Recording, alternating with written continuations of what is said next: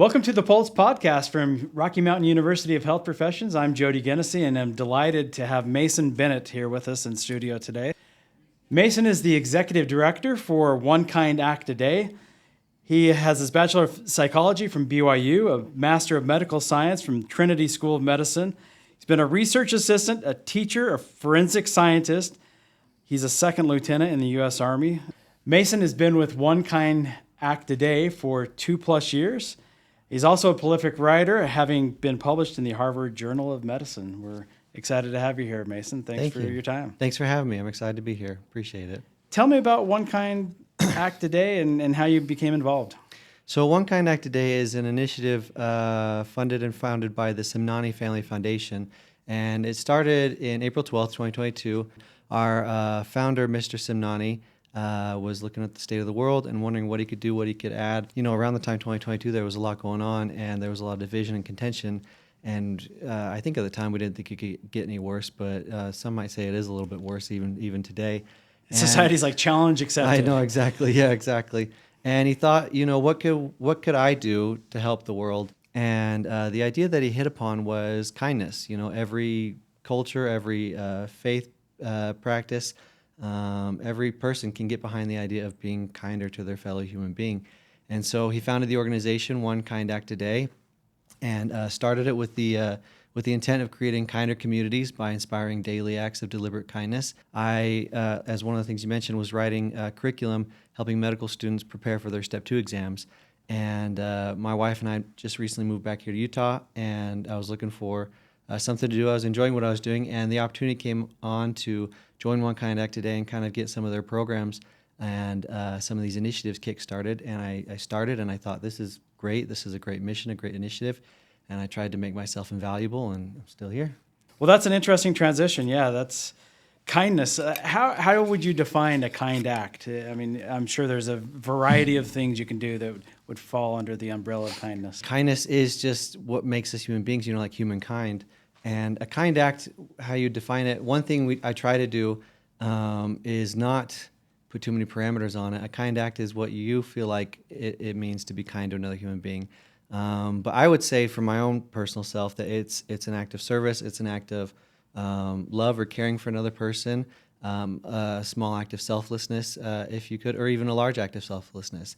And so it's anything that I do to help benefit another person. Oh, that's great. Yeah. I noticed the other day I was listening to KSL radio and heard a spot from you. And then I was driving down in Provo and looked at a fast food billboard and it said, choose kindness. So like kindness, you know, once you start thinking about kindness, it can show up anywhere. It's so true. Yeah, that is so true. As you start looking for it, it starts appearing. And I'm glad to hear you heard the radio spot. That's one thing we think about a lot as we're trying to get this message out there, is just planting little seeds of little reminders to be kind in everyone's mind. And if we can get the message out, we can get some change. Yeah, I was going on your website, and I noticed some really interesting statistics, and just going to rattle off a few here. Performing acts of kindness regularly can increase happiness by 41%. Yeah. I found that to be interesting. Regular engagement in kind behaviors can lower stress levels by 23%. And then 72% of people who engage in kind acts report stronger relationships. I thought that was a really impressive statistic. And finally, 35%. Engaging in acts of kindness can lead to 35% reduction in symptoms of depression. Yeah. It just seems like it can touch on so many different aspects of life. It really does. It's a simple answer, but it is a large answer to solve so many of the things that ail us. There's another research study that I really like. I just think it's interesting, and it says that if people perceive you as being kinder, they also perceive you as more attractive. So I need all the help I can get, which is why it's good I work here. But I think as we see people being kind, you know, we're human beings, we're a communal species, and it's all about making that connection. And that's what's helped us become, you know, the apex creature here on planet Earth is our connections and our communities. And so if we are able to see someone's being kind, that's someone that you want to have around you a little bit more as well. I think I might need to change my dating bio and put kind man at the very top. So go do some more service projects and for some of your pictures or something. Maybe get a tattoo, I am kind, on my forehead. Well, I'll think about that. Yeah. So You wrote a 3-part series for your website, thepowerofkind.org, and you called it The Intersection of Health and Kindness. And obviously we're a healthcare institution, and so that caught my attention. And it was really well written. Thank you. Series. I really Kind of you. enjoyed all three. They tied in together, but each one, we'll put that in the show notes. Oh, thanks. Because I think it's really valuable for people. So it is incredible. Yeah, it's almost a no-brainer. Kindness is the answer, and it's something that we all instinctively know. That as we're kind, it makes us feel good, and so it's something that we know based on our own experience. But to see it presented in the data and see it so well demonstrated in the data is phenomenal. Because it is good for the human organism. It's good for our bodies. It's good for our brains. It's good for our social connections. And the research is irrefutable. There's so much out there that confirms, what we all instinctively know as children. Yeah. Yeah, I was impressed by how much research and how many different, like we talked about a few of the data points earlier and some of the statistics, but there has been a lot of research on kindness. Quite a lot, yeah. And it just seems like I'm really happy that you're out there spreading the word about kindness, because it seems like it's just this answer that people might not think about, and it's really a simple way to improve your life in many different ways. It really is. It was something that we looked at early on. We thought, well, maybe we need to get some research done. And as we looked, we thought, there's a plethora. There's almost more than we can comb through about how kindness is good for us. Everybody has already done the research. We just need to find a way to apply it and get the message out there. One of the blurbs from one of your articles, I'm going to read it here for you, because I'm sure you love having your articles read to you. The evidence for the power of kindness on our physical well-being is incredible. It also helps our mental health, and having a kind healthcare provider is also a huge deal. So if you want to live longer, have a healthier heart, and feel better, ask your doctor if kindness is right for you. I thought that was kind of clever, that kindness can be a prescription. Yeah. So what are some ways that kindness is good for you? It's incredibly good for, like you said, your heart, your cardiovascular system. Some people report with chronic pain when they serve others and are kinder, they report feeling less issues with their chronic pain. As we're kinder, it reduces our stress levels, which then reduces, wear and tear on our heart and on our blood vessels, gets those cortisol levels lower, increases those positive neurotransmitters.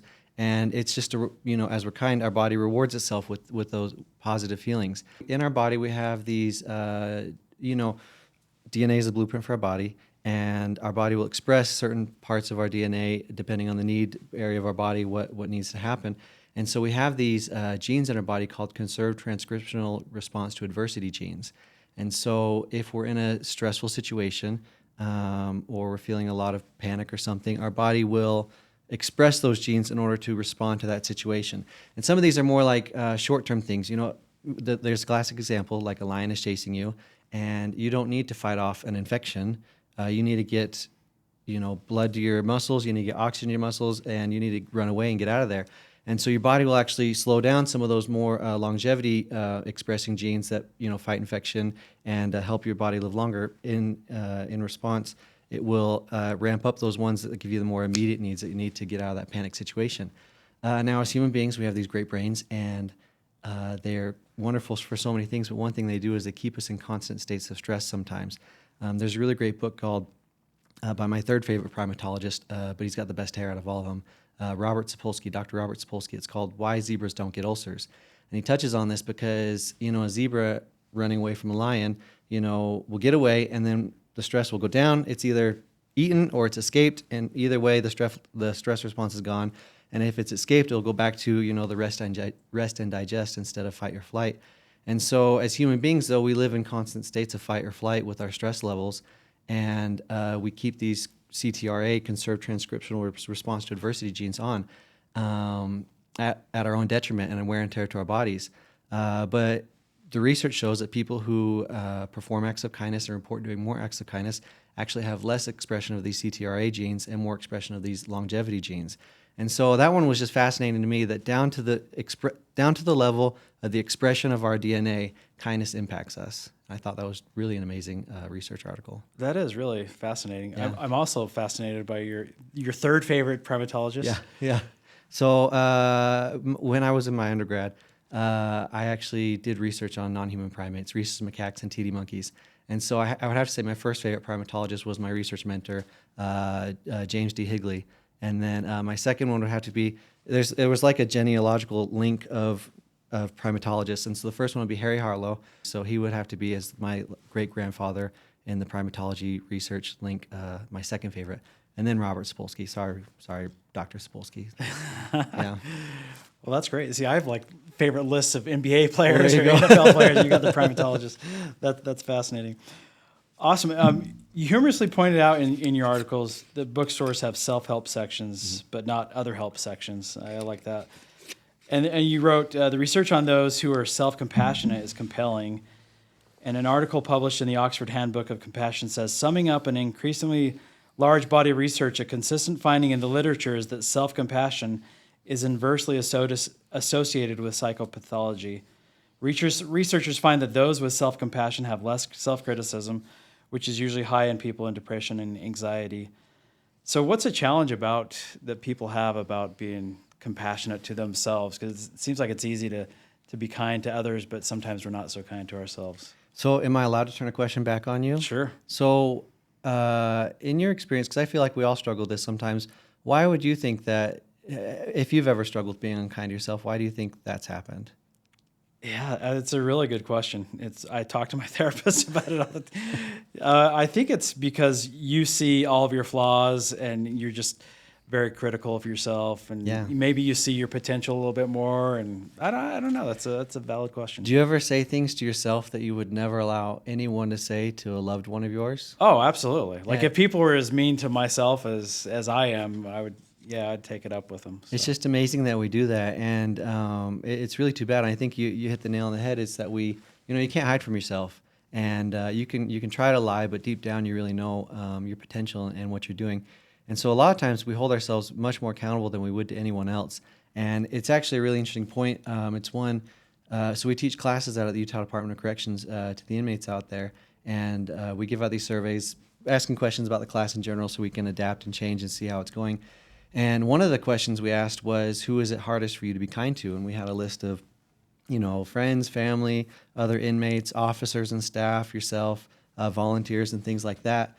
And I was surprised to find, I thought it would be a good mix between yourself, officers and staff and other inmates or something. But 70% of answers said that the hardest person was themselves. Yeah. And I was a little surprised to find that. And it made us want to, kind of ramp up our lessons about being kind to yourself, because it's something that we all really struggle with. And there's a lot of good research out there that shows that as we practice more self-compassion, we do have a reduction in those psychopathic behaviors or in self-justification. And we come to realize, it's not, you're not self-justifying yourself, you're not being self-indulgent, but you're being self-compassionate. You're offering yourself the same level of kindness that you would offer to another person. You can recognize your faults, you can hold yourself accountable, but you also give yourself that room to grow and to improve. And if instead we're just beating ourselves up all the time, we're limiting our growth, and we're giving ourselves an immense amount of shame. Just as much as you need to be kind to others, you need to be kind to yourself as well. What are some ways that you can be kinder to yourself? That's a great question. One, I think, is to just take some time to reflect on yourself and your self-image. Journaling can be really helpful for that. We have a gratitude journal we use a lot. Okay. I am a young dad and I don't get a lot of sleep. So maybe if I was kinder to myself, I would work harder at getting better sleep, or, taking time to exercise, or just take some meditation time, or taking time for social relationships that are important to you. And I liked how you pointed out that it's not being self-indulgent. It's like self-care and taking care of yourself. And I like the analogy. It's like being on the airplane, where you need to put the oxygen mask on yourself first, and then you can help others. Perfect. Inversely, if you're too self-indulgent and too into yourself and too full of your own ego, that studies show that has opposite effect and can negatively not just affect others, but also yourself. Can you expound on that? Yeah, exactly. And it's just like the quote you read too about how, there's a huge industry for self-help, but there's not a section of the bookstore that says other help. And we need both. We need to have a good balance. In a lot of ways, people try to, we're all stressed. We're all running ragged. The world is, sometimes a very scary place to be when you get on the news and things. And like I was talking about, we have these great brains that hold us in high levels of stress all the time. And so sometimes when people are trying to combat that or change or come back from that, there's a big focus on self-care. Got to watch out for number one. It's almost oxymoronic, or it's paradoxical how the more we focus on ourselves and that indulgent self-care as opposed to self-compassion, but the more we indulge, the less it helps us actually improve. And if we wanted to improve and feel more happy, we actually need to focus more on other people and how kind we are to them and the ways that we're helping and serving others. So ways we help others. So a big part of what we do is getting the message out there. And just as we can normalize kindness and inspire people to be more kind, we all rise together. We do a lot of work in a lot of different areas. We have our Pledge of Kindness, so anybody could take our Pledge of Kindness. They get on our website. And what you're doing is you're committing to do one kind act a day. So we tell people to start with one, and then it just builds up from there. And so if they take the Pledge of Kindness, they're committing to do that. And we send out an email, and I don't like getting long emails or a lot of emails, so it's got a quote of something about something kind and an idea, something they could do. We send it out on Monday to start your week, on Friday to start your weekend. And this just helps keep it top of mind with any habit formation. At the start of every new year, we all make these commitments. And I think if someone texted me twice a week to remember to go to the gym, I'd be in much better shape. And so we just try to send out a little reminder. And that's one. But we do it in a lot of other ways. We go to schools. We work with a lot of kids at the young age, getting that habit formation, getting those character traits taught. And the work we do at schools is really important. The work we do in corrections is a lot of fun and very rewarding as well, both at the Department of Corrections and the Juvenile Justice Youth Services. We do work with businesses, both within internal culture and then outward facing. And so just where we can go, we like to go in and try and increase the culture of kindness. Yeah, I liked how you said that it can begin with a small act. Mm-hmm. What are some of those small acts? So a small act, this is one I went to go talk to, sorry, I bumped the mic. I went to go talk to an elementary school the other day. They were kicking off their kindness club. And I was really surprised. It was just their third and fourth grade students, but they had about 35 students. It was down at Bountiful Elementary. And I was talking to the kids about a really simple, easy act of kindness they could do. So we talked a lot about research. You'd probably like being part of these research studies because there's a research study they did where they watched basketball games and they coded positive touches, high fives, fist bumps, that kind of thing. Yeah. And then they looked at the teams at the end of the season, and the teams at the end of the season who made it to the championship games also were the teams that had the most high fives. They weren't the teams with the most money, with the best players, but they were the teams that had the better, team spirit. And so that's an easy one. I tell people that's really simple. You don't even have to know somebody's name, because I'm really bad at remembering names sometimes. Just a simple high five, and it's really hard to give a sarcastic high five. It's a physical touch. It's a moment of affirmation and celebration with another human being, and it's just really easy to take a minute to, whether it's a high five or a kind word, affirm someone else, celebrate what they are and what they're doing, and it can be as simple as "good job," way to go, or even a high five. Just a really simple, small act of kindness. Oh, I love that. Yeah. So we've talked a lot about how kindness can help our own health and help others. Another aspect we wanted to touch on was how kindness can benefit healthcare providers. There are few people who are kinder than healthcare workers. Their whole industry is about service and helping other people. But just with the nature of how medicine is these days, it can become, an environment that burns people out.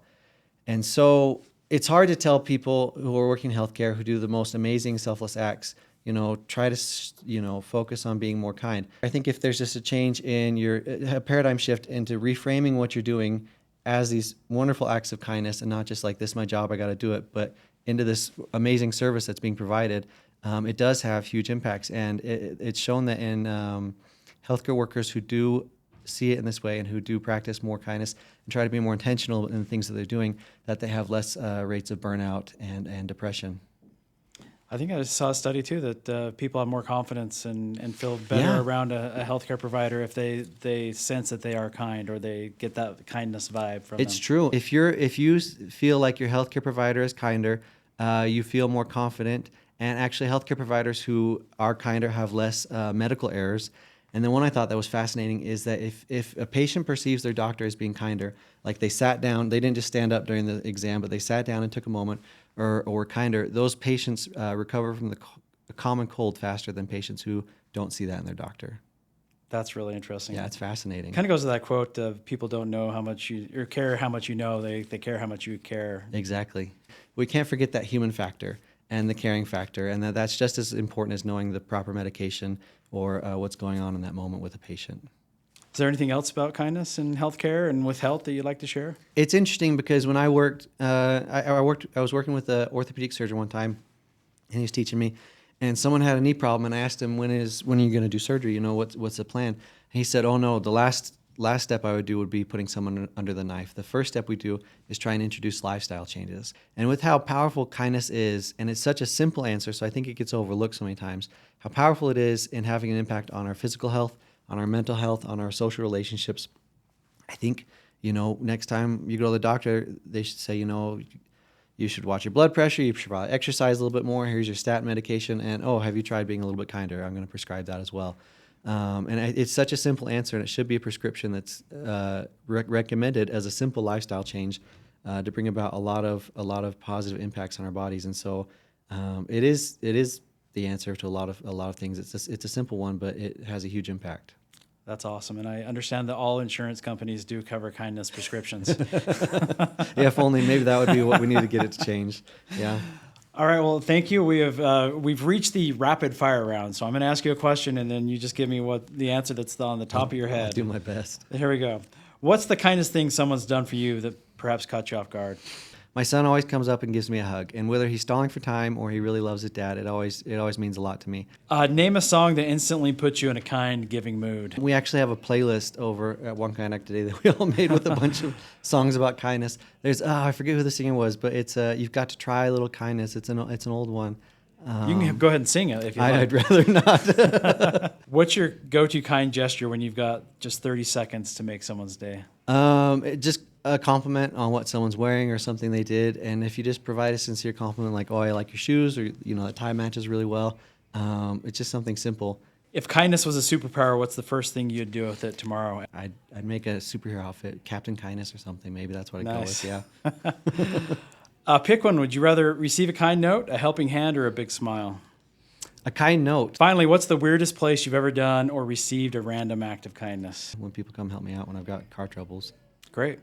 Well, Mason, we are so delighted that you came and shared some time and your kindness with us. And I'm going to make the pledge. I'm going to make the One Act Day of pledge. Yeah, go to your website and we'll sign up. And then finally, I think the last thing we should do is a kind high five. Yeah. There you go. I like so it. Go us.